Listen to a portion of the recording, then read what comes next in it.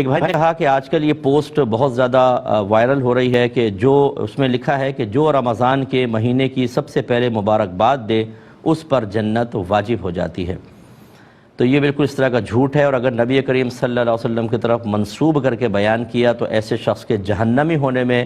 اس وقت تک کوئی شبہ نہیں کہ جب تک وہ اس پہ توبہ نہ کر لے، کیونکہ نبی کریم صلی اللہ علیہ وسلم نے واضح فرمایا کہ جس نے مجھ پر جان بوجھ کر جھوٹ منسوب کیا وہ اپنا ٹھکانہ جہنم میں بنا لے، یعنی اس کا ٹھکانہ جہنم ہے۔ تو یہ جھوٹی حدیثیں گھڑ کر اس طرح بھیجنا اور اس پہ خوش ہونا کہ میں نے بھیجی تھی، اتنے لاکھوں لوگوں نے اس کو آگے کر دیا، یہ خوش ہونے کا وقت نہیں ہے، یہ مقام فکر ہے، یہ خوف کا وقت ہے، ڈر جانے کا وقت ہے، اس لیے کہ آپ کے جھوٹ اور آپ کے گناہ کو لاکھوں لوگوں نے دیکھ لیا اور لاکھوں لوگوں تک پہنچا،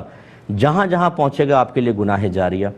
اتنا بڑا گناہ، ایک سنتا تو کم گناہ تھا، دو کے پاس پہنچا زیادہ گناہ، تین کے پاس زیادہ گناہ، لاکھوں کے پاس پہنچا، اب میدان محشر میں اس گناہ کو جو آپ نے پھیلایا اور عام کیا اس کا وبال بھی اتنا ہی بڑا۔ تو اس پہ خوش ہونا چاہیے کہ آپ کو کوڑے پڑیں، آپ کے تھپڑ پڑیں، آپ کو بے عزت کیا جائے، آپ کو ذلیل کیا جائے اور آپ خوش ہو رہے ہوں، تو دیکھنے والے کیا لفظ آپ کے لیے کہیں گے وہ آپ خود سوچ لیجئے۔ میں یہاں پہ اس کی جرات نہیں کر سکتا، لیکن بہرحال خلاصہ کلام یہ ہے کہ جو ہمارے ینگسٹرز ہمیں سن رہے ہوں، نہیں سن رہے تو ان تک آپ پہنچا دیجئے جو ہمیں سن رہے ہیں کہ خدا را ایسی حرکتیں نہ کریں،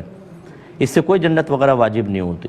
اور دوسری صورتحال یہ ہے کہ قرآن میں ساری تعلیمات موجود ہے، جنت کا راستہ بتایا گیا، حدیث میں موجود ہے، اکابرین کی کتابوں میں موجود ہے، ہم علماء بھی بیان کرتے ہیں، لیکن ہمارا مسلمان ان چیزوں کو اختیار نہیں کرنا چاہتا، کیونکہ یہ روٹ بہت لمبا ہے،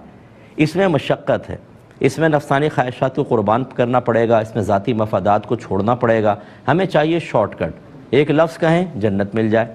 ایک مبارکباد دیں جنت مل جائے، اتنی آسان ہو گئی ہے جنت۔ دنیا حاصل کرنے کے لیے آپ صبح سے گھر سے نکلتے ہیں، شام کو گھر میں آتے ہیں، دھوپ میں کام کرتے ہیں، بعض اوقات آپ گالی تک سنتے ہیں، برا بھلا سنتے ہیں، اپنی عزت نفس کو مجروح کرتے ہیں، لیکن بہرحال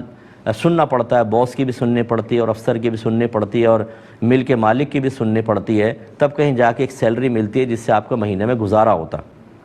اس کے لیے ہم سب چیزوں کے لیے تیار ہیں، لیکن دین کے لیے مشقت اٹھانے کے لیے تیار نہیں ہے، یہ غلط طریقہ ہے، اس طرح کے شارٹ کٹس کی طرف بالکل نہ جائیں۔ ایک پہلے کال لے لیتے ہیں۔ السلام علیکم۔